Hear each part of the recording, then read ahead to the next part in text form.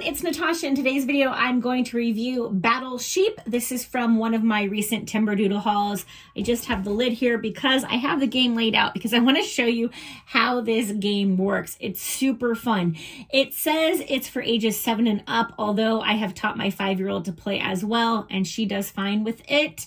So I really think, 5 is totally fine for this. It is 2 to 4 players. You can't have any more players than that. It really is 2 to 4 players. But let me show you how this game works, and you will see that you're going to want this game to play with your kids or your own adult friends. Either way. So I'm going to flip the camera around and I'm going to show you this game. Okay, so here we have the game, how it comes. This is the pasture pieces. I've got some of them laid out already, so they're not all in there. And then you get 4 different sheep colors, and the sheep are hilarious because let me show you these hilarious sheep. They have different faces and stuff. So like, look at that guy.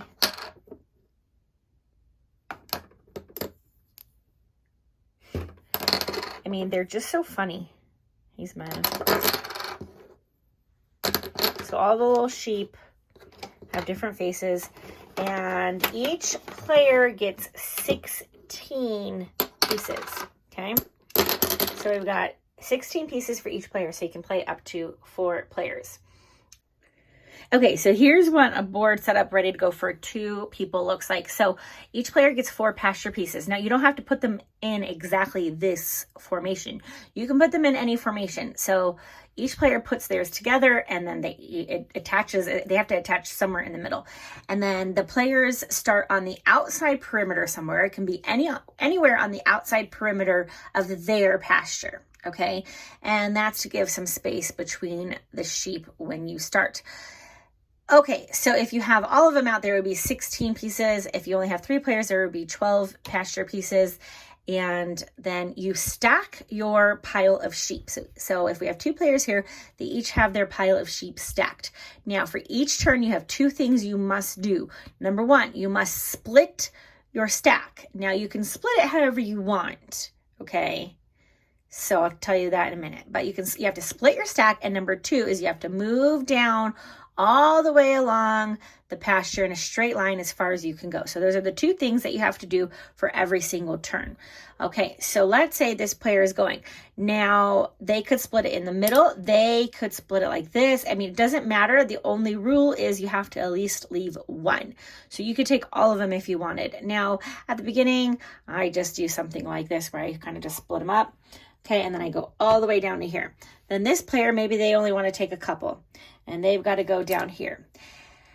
And you keep going back and forth splitting. You can split this one, you can split this one, whichever one I want to split. So let's say I'm going to split, and I'm just going to go right here. I can do that. That's a split, and I moved down the line. You can go in any direction you were able to go.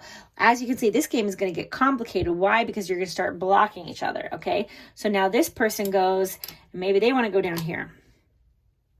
And then this person goes, and they're going to want to go maybe here. But look what happens. I'll split this one. Oh, no, I've just blocked myself in. Okay, so that kind of thing happens quite frequently. Now, who the winner is whoever has the most sheep out on the pasture at the end. So if you right away get a ton blocked in, either by yourself or an opponent, chances are you're probably not going to win. Okay, in the case of a tie, let's say you all get all of your sheep out or the same amount of sheep out, then the person wins with the greatest number of sheep attached. So let me just play out this game for the sake of playing out this game, okay? And then, whoops. And then I'm going to go, so I'm going to go here, and then I'm going to go here, and here. See how I'm starting to, this white guy is thinking about what they're doing, right? Because they're spreading out more. Here, and then, let's see, go here, and here, here. Let's go here. So, see, I'm going to move this one, in order to not block them in when I come here, see? And then this one, I'm just gonna go here. And then this one, I'll move one here. And then the blue is out, right? So then the white is gonna keep playing until they can't play anymore. Okay, so they're gonna go here, and here, and here. And then they have to come all the way down, right? And then all the way down. So each turn you have to go all the way down. Okay, obviously, oh, whoops, one more.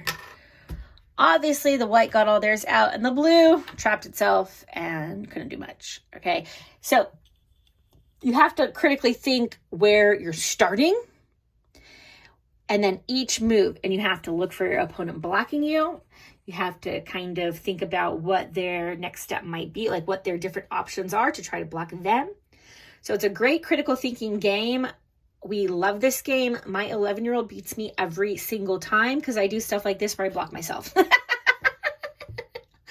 Anyway, let me turn this camera back around. So we love this game. I think you will love it too. Really, all ages, adults, children, family game night, friend game night, whatever. This is a blast, and I highly recommend it. I'm going to leave the link down below where you can get it from Timberdoodle. Don't forget to give this video a thumbs up and subscribe if you love all things homeschool.